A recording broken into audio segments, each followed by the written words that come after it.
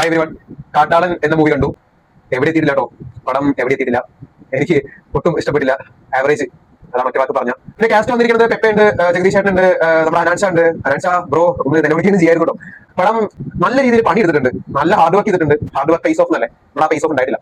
ഒരു ആനക്കൊമ്പ് ബിസിനസ് നടത്തുന്ന ഇല്ലീഗൽ ആണല്ലോ, അങ്ങനെ ഇല്ലീഗൽ ബിസിനസ് ആനക്കൊമ്പിൽ നടത്തുന്ന രണ്ട് ടീമുകൾ തമ്മിലുള്ള ക്ലാഷ് ആണ് ഇവിടുത്തെ മെയിൻ ടീമായിട്ട് പോകുന്നത്. അതിൽ പെപ്പയാണ് മെയിൻ ക്യാരക്ടറായിട്ട് വരുന്നത്. അപ്പൊ അവർ തമ്മിലുണ്ടാവുന്ന കോൺഫ്ലിക്ട് ഇത് തന്നെയാണ് കഥ. ലാഗ് ഒന്നും എവിടെയില്ല കേട്ടോ, എവിടെയും ഫസ്റ്റ് ഹാഫിലാണെങ്കിൽ സെക്കൻഡ് ഹാഫിലാണെങ്കിൽ ലാഗ് ഒന്നുമില്ല. കാരണം പെട്ടെന്ന് പോകുന്നുണ്ട്, 2 മണിക്കൂറേ പടുള്ളൂ. അത് ഒന്നാമത് വളരെ നല്ലൊരു കാര്യം കേട്ടോ. കാരണം ഈ ഒരു സാധനം ഇതിന് കൂടുതൽ ടൈമിംഗ് ഒക്കെ ഉണ്ടായിരുന്നെങ്കിൽ പെട്ടുപോയത്. ഹാർഡ് വർക്കിന്റെ കാര്യത്തിൽ പെപ്പേനെ എടുത്ത് പറയണം.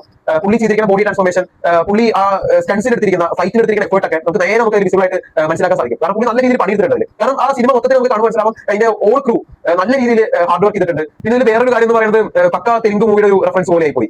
കാരണം കുറച്ചൊക്കെ ഓക്കെ. കാരണം പെപ്പെ ഇതിപ്പോ ഈ സിനിമ പോയിക്കൊണ്ടിരിക്കുന്നത് പെപ്പെ ഒരു പ്രശ്നത്തിൽപ്പെടുമ്പോൾ ആ പെപ്പെ എങ്ങനെയാണ് സർവൈവ് ചെയ്യുക? കാരണം നമുക്കറിയാം സർവൈവ് ചെയ്യുന്നത് ആ ഒരു ലെവലിലാണ് പോയിക്കൊണ്ടിരിക്കുന്നത്. എത്ര ഇടി കിട്ടിയാലും എങ്ങനെ രീതിയിൽ ചോര തുപ്പിയാലും പുള്ളി രക്ഷപ്പെടും.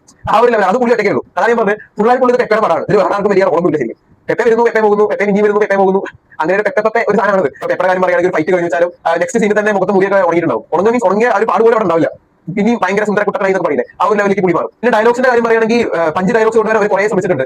ഒക്കെ പരാജയപ്പെട്ടു. കാരണം തുടക്കത്തിൽ ഒരു പരാജയം വന്നു കഴിഞ്ഞാൽ പിന്നൊക്കെ തന്നെ ഞാൻ ഇനി പ്രതീക്ഷിച്ചു ആ സെക്കൻഡ് ഹാഫിൽ കയറി പോകുന്ന പല പടങ്ങളും ഉണ്ടല്ലോ. അപ്പൊ ആ ലെവലിലേക്ക് ഇതും വരുന്ന വിചാരിച്ച് സെക്കൻഡ് ഹാഫ് തുടങ്ങുന്നത് ഒരു ഐറ്റം സോങ്ങിലാണ്. ആ ഐറ്റം സോങ് ആണെങ്കിൽ എന്തിനെ അവിടെ കൊണ്ടേ വെച്ചു, ഭയങ്കര കോമഡി പോയി. അപ്പൊ തന്നെ അവർക്ക് മനസ്സിലായി ആ സെക്കൻഡ് ഹാഫ് കയ്യിൽ പോയി എന്നൊരു സാധനം പിടികിട്ടി. പിന്നെ ഇതിലെ ഒരു ക്യാമിയോനെ കൊണ്ടുവന്നിട്ട് കണ്ടിട്ടോ, കഴിയൂല എന്നാലും അറിയാലോ സെക്കൻഡ് പാർട്ടിക്ക് എന്തെങ്കിലും ലീഡ് ചെയ്യണല്ലോ. അത് നമ്മൾ ഒട്ടും എക്സ്പെക്ട് ചെയ്യാത്ത ഒരു ക്യാമിയോ തന്നെയാണ് ഇതിൽ വന്നിരിക്കുന്നത്. പിന്നെ ഇതിൽ എടുത്ത് പറയേണ്ടത് രവി ബാസുവിന്റെ BGM പറയേണ്ട ആവശ്യമില്ലല്ലോ, എല്ലാ വേഴ്സിയും പോലെ ഇവിടെയും കത്തിച്ചിട്ടുണ്ട്. പിന്നെ പടത്തിലെ ആ ടൈറ്റിൽ ട്രാക്ക് നമ്മൾ പടം ഇറങ്ങുന്നതിന് മുമ്പ് തന്നെ കേട്ടിട്ടുള്ള ടൈറ്റിൽ ട്രാക്ക് ഈ പടത്തിൽ നല്ല രീതിയിൽ തന്നെ യൂസ് ചെയ്തിട്ടുണ്ട്. അത് അതിന്റെ വോക്കൽസ് വരുന്നത് സന്തോഷ് വെങ്കിയാണ്. നമ്മുടെ KGF മലയാളത്തിൽ പറഞ്ഞ ആ പുള്ളിയാണ്.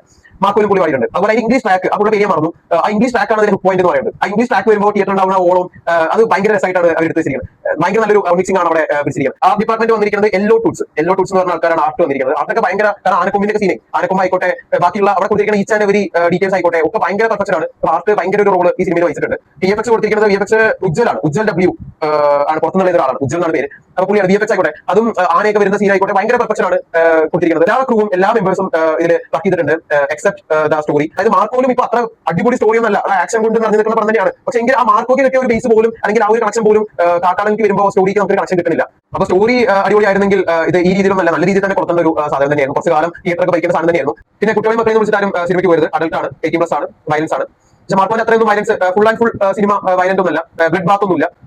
അത് എപ്പോഴും A സർട്ടിഫിക്കറ്റ് കിട്ടണമെങ്കിൽ ഫുൾ ആൻഡ് ഫുൾ വയലൻസ് കാണണമെന്നില്ല. ചെറിയ ഈ കുട്ടികൾക്ക് നേരെയുള്ള അതിക്രമങ്ങൾ, ചൈൽഡ് അബ്യൂസസ്, കുറച്ച് കാര്യങ്ങളിൽ ബ്രൂട്ടൽ ആയ തന്നെ A സർട്ടിഫിക്കറ്റ് കൊടുക്കും. അതുകൊണ്ട് A സർട്ടിഫിക്കറ്റിനുള്ള പടക്കുന്നുണ്ട്. എന്തായാലും എത്രയാണ് എനിക്ക് പടത്തെക്കുറിച്ച് തോന്നിയത്, നിങ്ങൾ പടം കണ്ടവരാണെങ്കിൽ നിങ്ങളുടെ അഭിപ്രായങ്ങൾ രേഖപ്പെടുത്താം. Okay, by.